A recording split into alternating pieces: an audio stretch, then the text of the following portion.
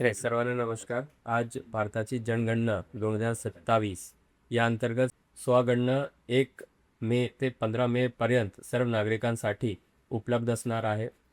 आता जे जनगणना होत आहे त्याच्यामध्ये देशाची अचूक लोकसंख्या याची माहिती उपलब्ध होणार आहे आणि त्यामुळे शहराच्या विकासाच्या योग्य नियोजन पण होणार आहे. त्याकरिता स्वगणना फार महत्त्वाची आहे.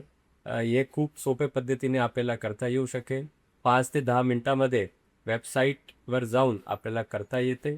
आज KDMC मध्ये महापौर मॅडम आणि मी पण स्वगणना करून आम्ही आमची सगळी माहिती त्या वेबसाईटवर नोंदवलेली आहे.